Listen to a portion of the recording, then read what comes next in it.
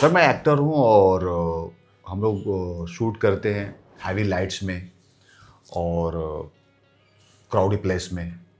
तो मैं ये हेयर ट्रांसप्लांट करा रहा हूँ, तो इससे क्या मुझे बचना चाहिए और कब तक बचना चाहिए? हेयर ट्रांसप्लांट जो है बहुत ही सुपरफिशियल लेयर का, मतलब स्किन की सबसे ऊपरी सतह का प्रोसीजर है। तो इसमें ऐसा नहीं है कि कोई प्रॉब्लम होगी या आपकी रूटीन लाइफ में कोई दिक्कत आएगी या आप कुछ ऐसी चीज़ें जो नहीं कर सकते। हाँ, 2 से 3 दिन तक आपको डस्ट से, डर्ट से, धूल मिट्टी से बचाना है। 3-4 दिन direct sunlight and all, sunlight का भी एक्सपोजर अवॉइड करना है, धूप में डायरेक्ट नहीं जाना है। बट आप तीसरे दिन से अपना शूट रिज्यूम कर सकते हो। जैसे आज आपका ट्रांसप्लांट होने वाला है, तो परसों से आप अपना, परसों इवनिंग एक बार बैंडेज हट गई आपकी, उसके बाद आप नेक्स्ट डे से अपना शूट रिज्यूम कर सकते हो। आप चाहते हो कि कैप लगा के जाना है, तो आप एक लूज़ कैप, क्रिकेट या बेसबॉल कैप लगा सकते हो। उसको थोड़ा सा लूज़ रखना है, बहुत टाइट नहीं होना चाहिए ताकि फ्रिक्शन ना हो, और उसके बाद अपना शूट कंटिन्यू कर सकते हो। 24 आवर्स के बाद? हाँ, अगर 24 आवर्स के बाद मेरा जैसे शूट है, तो कभी हेयर में वो लोग जो है जेल लगाते हैं या है ना, कोई ना वो ऑयल सीरम भी लगाते हैं अलग अलग लुक देने के लिए, तो क्या वो यूज़ कर सकते हैं, नहीं यूज़ कर सकते? सो ट्रांसप्लांटेड हेयर में 3 हफ्ते तक, 15 से 20 दिन तक 20 मिनिमम, दिन तक? हाँ, आप हेयर पाउडर, जेल, कोई केमिकल नहीं लगाएंगे। उसके बाद में आप कुछ भी चाहे कर सकते हैं, डजंट मैटर। तो वैसे भी आपके जो हेयर है, हम अनशेवन ट्रांसप्लांट कर रहे हैं आपका, हम ट्रिम तो कर नहीं रहे हैं। जी। अनशेवन यानी कि हम आपको बॉल्ड नहीं करेंगे, हम आपको गंजा नहीं करेंगे। गंजा नहीं करेंगे? उसके बिना, मतलब जो बचे हुए बाल हैं आपके, उनको हम ट्रिम नहीं करेंगे, उनको हम हटाएंगे नहीं, एज इट इज रहेगा वो? एज इट इज़ रहेगा, और साथ में बाल लगा दिए बाल जाएंगे। लगा दिए जाए? ये है बेनिफिट या एडवांटेज अनशेवन हेयर ट्रांसप्लांट का।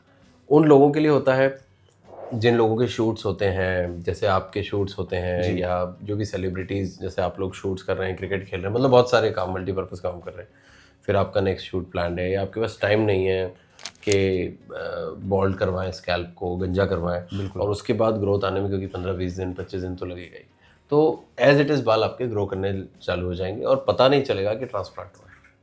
तो सर जैसे आज मेरा ट्रांसप्लांट होगा, तो कब तक मुझे क्या क्या क्या इसका कुछ स्पेशल डाइट है या वो ऐसी ऑलरेडी नॉर्मल जो हम खाते हैं वही खाएं? ट्रांसप्लांट के लिए एज सच कोई स्पेसिफिक डाइट नहीं है, सबसे बड़ी बात है, क्योंकि ये बहुत बड़ा मिथ है कि ट्रांसप्लांट के लिए बहुत स्पेसिफिक डाइट लेनी पड़ती है, प्रोटीन रिच डाइट लेना है, कोई क्रेटिन होता है, ये बहुत सारी मिथ्स हैं। ट्रांसप्लांट के लिए आपको जो भी आपकी नॉर्मल हेल्दी डाइट चल रही है, सिर्फ वो लेना है, उसके अलावा और कुछ नहीं लेना। डॉक्टर नवनीत सर, कुछ लोगों के दिमाग में है और मेरे दिमाग में है, क्योंकि मैं भी ये ट्रांसप्लांट करवाने जा रहा हूँ, कि जब आप लोग ट्रांसप्लांट करते हैं तो बाल निकालते हैं और उसको जहाँ गैप रहता है, जहाँ बाल कम रहते हैं, खाली स्पेस है, वहाँ पे आप लोग उसको फिलअप करते हैं। बिल्कुल।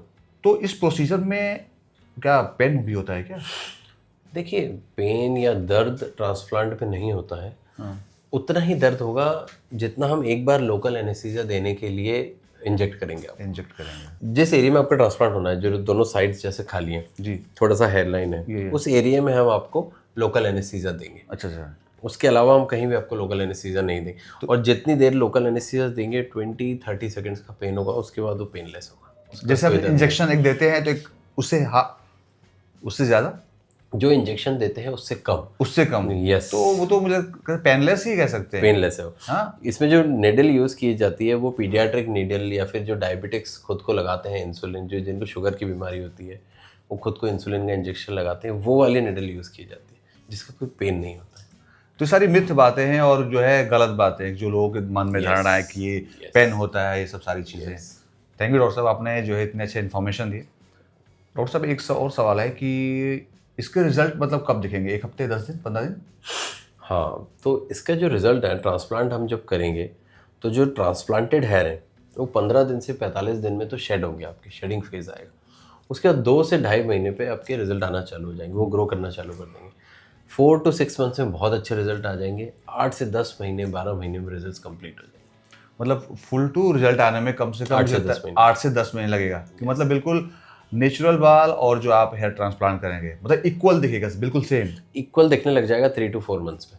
4 मंथ्स के बाद हमारे ट्रांसप्लांट में आप बता नहीं सकते हो कि ट्रांसप्लांट भी हुआ है। आप खुद नहीं बता पाओगे, बाकी लोगों को तो छोड़ ही दो।